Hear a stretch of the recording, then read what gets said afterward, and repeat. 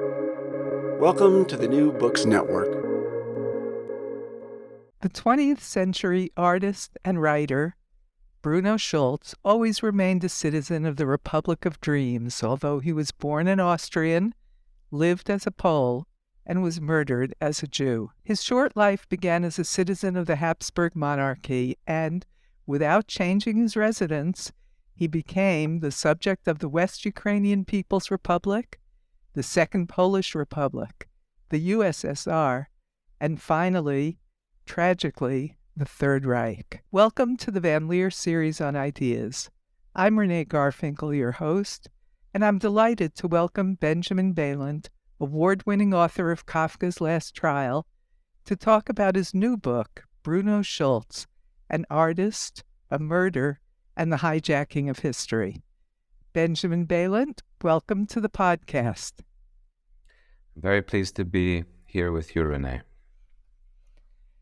Ben, the book was really a wonderful read and at times a very, very difficult read. To our sorrow, Bruno Schulz was not the only multi-talented, extraordinary person to be murdered in the Holocaust. What was it about his story in particular that captured your interest? Well, I first have a personal interest in the sense that my grandmother hailed from the same part of what was then Polish Galicia. I've always been interested in that far easternmost borderland of the Austro-Hungarian Empire and of the richness of Jewish life there. Bruno Schulz was born in proximity to the birthplaces of other writers in the last generation of that monarchy, like Josef Roth, like Shai Agnon, all in this very tight area. The second line that attracted me to the story is that I met several people whose parents were survivors from Bruno Schulz's hometown called Drohobych, and told me their stories, including stories of being summoned back to Germany to testify against the SS officer who had enslaved Bruno Schulz. And third, I got to him because of my work on Kafka. Bruno Schulz was, in some ways, has deep affinities to the work of Franz Kafka, another citizen of the Austro-Hungarian Empire. And in fact, Schulz was the first translator of Kafka into Polish. And to this day, that translation is regarded as the gold standard in the Polish language. So for all those reasons, and I'll add just one more, if I may, which is that I've always been interested in how Jewish writing works in the diaspora. So my first book was about essentially a biography of Commentary Magazine and the ways that it shaped American Jewish writing in English. The second book on Kafka was about how it is to write as a Jew in German. And this most recent book on Bruno Schulz is essentially a reflection on what it is to write as a Jew in Polish. Schulz said that his ideal was to mature into childhood. How did his childhood in Poland influence his creativity? He was always deeply rooted in his hometown, Drohobych. It nourished his imagination. He had plenty of opportunities to wade into the wider world of Warsaw, for example. But he always chose to stay in Drohobych, even when, as we'll speak about later, it was too late. The narrators of his stories, masterful, imaginative fictions, are in most cases a boy named Joseph. Schulz is one of the people who mastered the art of telling stories through the childlike but never naive wonderment of a boy narrator. And that is just a wonderful and very deep part of his imaginative legacy. Some of his themes, though, are definitely not, at least apparently, childlike. What's your understanding or your interpretation of the recurring theme in his work of female power and male subservience? So as you mentioned at the outset, Bruno Schulz gained fame and renown first as a graphic artist in the 1920s before he published his books in the 1930s. And as a graphic artist, as you say, he emphasized in his engravings and in his surviving painting very masochistic themes of beautiful, long-legged women who remain aloof and indifferent to their male worshippers. And Schulz had somewhat of a reputation for this. I spoke with one son of a survivor from Drohobych who said, yes, in my family, I remember we didn't even have to mention the name Bruno Schulz. We simply said the pornographer. And everyone knew to whom we were referring. So, yes, he had this very provocative style. And it's very interesting to think about, for me, the tensions and paradoxes between that style of as a graphic artist versus his verbal virtuosity, which, as you've mentioned, involves returning to childhood and to the myths of childhood. There's a real paradox there, I think. Yes, and as an adult, he was pretty open about his masochism. He seemed to look at it as an elevated kind of philosophical worldview, different from the masochism we would associate with pornography. Was his social environment also accepting of it? His friends, his artistic world? In his immediate vicinity, yes. In the wider culture, perhaps less so.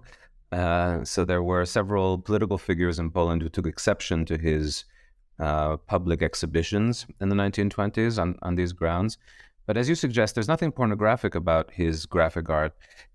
On the contrary, there's something very straightforward about it. And there's something to me that speaks of his own self-consciousness as a person on the margins, as a person who looks, so to speak, from the outside looking out. And this is one of the affinities with Franz Kafka, by the way. So there's something deeply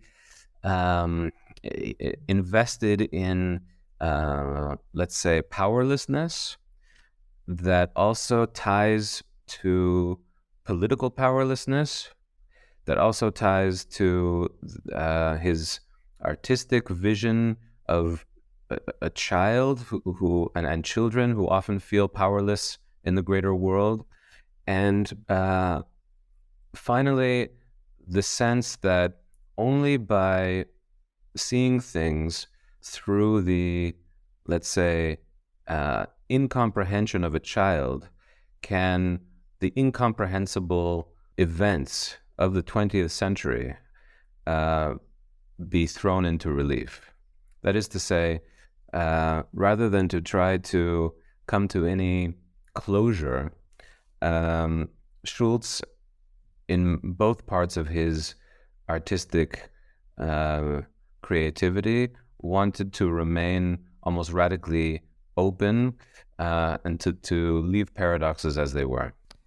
Do you think that profound sense of powerlessness and confusion was what he was referring to when, in describing his short stories in the book Cinnamon Shops?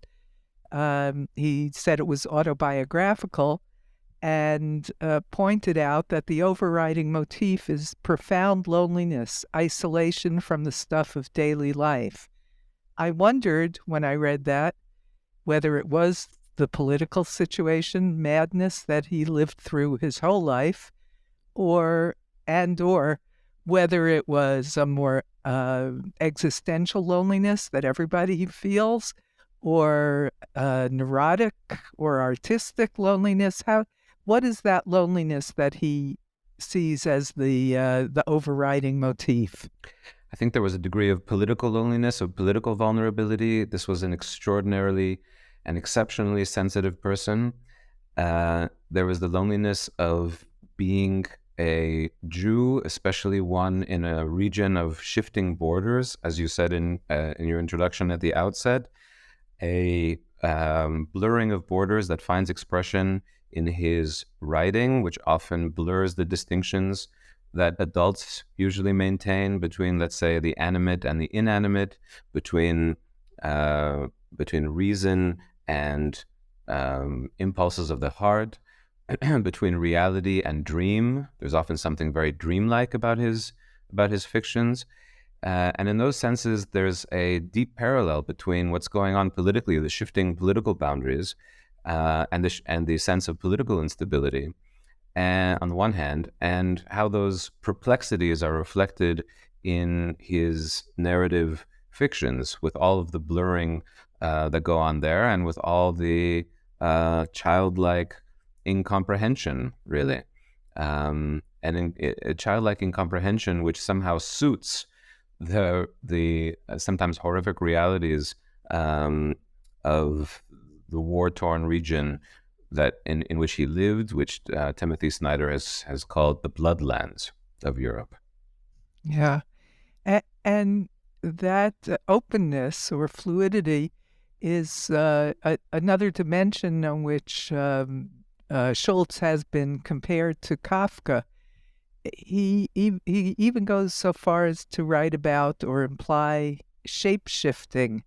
What does that fluid change and shape-shifting mean to you? Mostly political or something else? I think it could be an expression of alienation.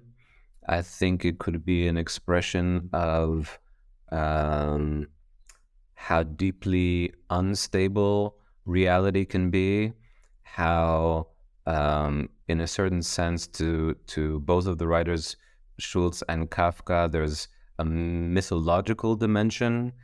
He once describes writing as sinking a probe into the nameless and trying to bring something back from something that's even deeper than what we usually name.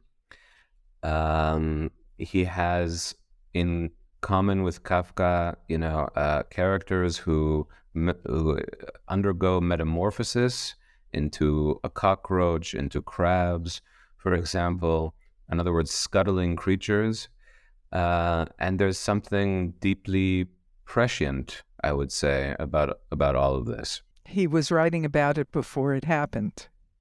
Yeah, he was writing about this in the 1930s, before any of this was a political reality. But I think he sensed the direction in which Jewish life in that part of the world was tending.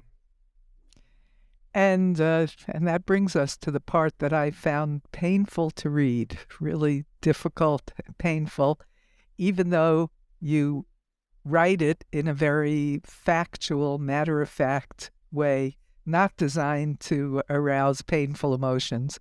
That is the part where you describe the discrimination, anti-Semitism, the barbaric cruelty that Jews in that region suffered from a series of sources before the Nazis: Ukrainian nationalists, communists, Polish nationalists, and that's the time when he was writing.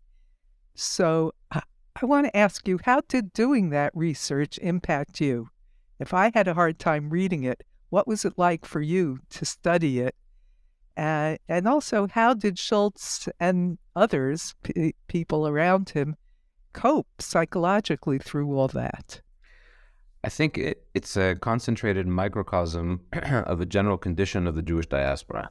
So, for example, even before the Nazis arrived, as you mentioned, Schulz had to live under Soviet rule, at which time he already had to make his art, that is, what is precious, most precious to him, subservient to political purposes. In other words, he was coerced to turn his art towards propaganda, Soviet propaganda, for example. He was coerced to paint a huge mural of Stalin. And I had the sense when I was discovering all of this that, to be a Jew in the diaspora in the 20th century is to be coerced to one degree or another to turn one's innermost passions into something that serves external forces, larger political forces, something that renders the individual helpless because of how powerful these larger forces are. So that got me thinking about the whole idea of coerced art. How can, in other words, there was a sense in which Schulz's art became the currency in which he bought life, in which he extended his own life. And there's something deeply tragic about that. I also was extremely moved doing archival research, including in Vienna, in which I discovered post-war testimonies of what was going on in Drohobych, both in the ghetto and in the various persecutions. And I think that Schulz represents the most concentrated version of this I've ever seen. And regarding coerced art, you asked the question in the book about whether the murals painted at the hands of his slave master, we'll get to him in a moment, Felix Landau, whether those works were transient products of trauma or enduring works that transcend it. Great question. What do you think? I think this also is a question that many people in the diaspora will confront in one way or another, which is to say, to what degree, if I'm forced to accommodate to the larger culture, there are many forms of accommodation, from the most coercive to that which seems more palatable. In each case, it raises these cultural conundrums, which is to say, to what degree in what I'm doing an accommodation, a pragmatic negotiation with the larger culture, something that I have to do? Am I translating myself, or is what I'm doing really of lasting value, something that I'm moved to do from my own interior impulses rather than exterior coercive impulses? So that's what fascinated me about the story of Schulz, is that in its most extreme form, you have an artist in extremis who's forced to turn his that which is most important to him to these pragmatic ends, to serve masters that he doesn't want to serve. He was enslaved by a sadist Nazi, Felix Landau, who enslaved him in every way. He had the power of life and death over Bruno Schulz. You write about that relationship, and this is a quote: "With Landau, the Nazi art of power met Schulz's power of art." Expand on that for us. I meant to say that the Nazis spoke about the art of power, how to wield power, and almost to the degree that they aestheticized power and force. And we all can have our own associations with Nazi aesthetics. That was something that they prided themselves on. And in a very ironic way, in a way that Schulz himself never would have expected, that power, that sheer power met a very different kind of power, which was Schulz's faith in the power of art. He was described as almost, he was absolutely single-mindedly devoted to his art and believed in its enduring power. So here you have a great irony, which is that you have someone who in the 1920s was exploring various masochistic motifs, who a decade later was enslaved by a real Nazi sadist. And one of the most haunting chapters for me to write was about that relationship between a Austrian SS officer who thought of himself as a man of, let's say, refined artistic taste, who therefore enslaved, his eye was caught by Schulz's art and enslaved Bruno Schulz at first to do simple things like, paint portraits of the Gestapo officers' wives and mistresses, to paint murals on the casino, and then finally, and this brings us back to the irony of Schulz's maturing into childhood, finally the last things that he was, so to speak, commissioned to do was to paint fairy tale murals for the children's room of this SS officer. And that is ironic, yeah. Schulz would have sunk into oblivion if not for the courage and the commitment of one person. Tell us his story. Well, just like Franz Kafka had his Max Brod, who was his closest friend and who rescued his works for posterity and published all the unfinished novels of Kafka that we have today, so too Bruno Schulz had his biographer and gatherer of all of his art and letters. He's a Polish writer and distinguished poet in his own right named Jerzy Fisowski. And Fisowski, with single-minded devotion, gathered together everything that we now have of Bruno Schulz. In some cases, Fisowski failed, famously failed. So to give you one example, we know that at the end of his life, Bruno Schulz, who had never published a novel, was working on his masterpiece, was working on a novel. We know the title of the novel. It was called The Messiah. And we know from several letters that when he and his family were forced to move into the Drobich ghetto, he parceled out several of his artworks and his manuscripts to Catholic friends outside the ghetto, one of which included the only existing manuscript of this novel called The Messiah. And it has never been seen since. It is one of the great literary mysteries of the 20th century. There are certain hints that it may still be in an unmarked box in the Red Army archives in Moscow. I made some inquiries myself in that direction. I didn't get very far. So with the exception, and Fisowski is the one thing that Fisowski was hunting for until the day of his own death. But yes, we are greatly indebted to the labor of love of Fisowski in bringing us in touch biographically with the letters that Bruno Schulz had written and with whatever of his artworks have survived. People like him, and to whom we owe a debt, and Max Brod, is there something unique about them? Are they just ordinary people who fell in love with this work and were inspired to bring it out to the public? Or is there something, do you see a commonality between the two personalities?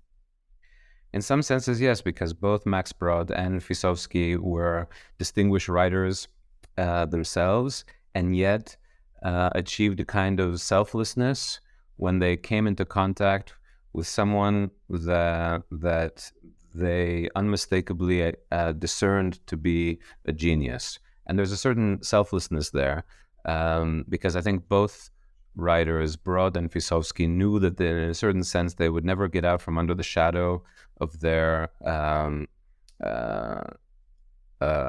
masters, so to speak, of the writers that they dedicated themselves to. And I think that there's a great selflessness there. There's something poetic in the fact that the novel, unfinished or just unavailable, has as its theme something messianic, something about the Messiah, which, given the dreadful, life-killing circumstances in which he lived, a messianic hope is quite understandable. But is that a theme in his other work, artistic or literary? Yeah, so for example, some of his drawings depict not just masochistic scenes, that's just one part of his body of work, but also Jewish scenes, including with titles like, a group of Jews waiting around a well for the advent of the Messiah. secondly, he relates childhood to messianic times. He once said that if it were possible to turn back one's development to, so to speak, repeat your childhood in its limitlessness, then that would be the realization of messianic times, which many cultures have promised and pledged to us. So it was part of also the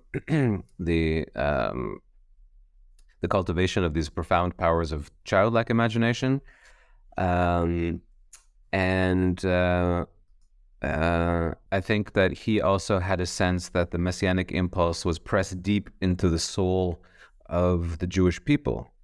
And as with Kafka, there are not very many explicitly Jewish references in the fiction and writing of Bruno Schulz, but in a deeper sense, he's aware of the messianic impulse that's in the Jewish soul. He wrote a fantastic essay about a fellow Drohobych artist who later came to Jerusalem, Ephraim Lillian, who lived a generation before Schulz, who came from Drohobych to Jerusalem to help found the Bezalel Art School here, and who was a Zionist. And Schulz appreciates in Lillian this transition from messianic nationalism to what he calls modern and realistic nationalism. So both of these figures, Bruno Schulz and Franz Kafka, are in some ways quintessentially diasporic, and yet both had full awareness of the meaning and messianic undertones of the Zionist movement.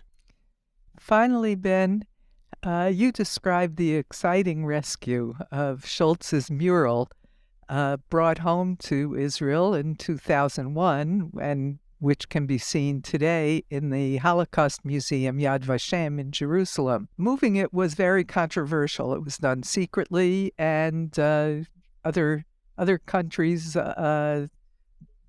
claimed that they had a right to it.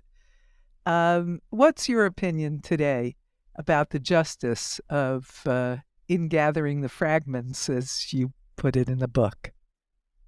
Well, first, let me just provide a little bit of context, which is that, as you say, the last murals of Schulz that he painted for the children's room of the SS Villa in Drohobych were painted over when this part of Galicia became part of Ukraine after the Second World War, and were considered lost.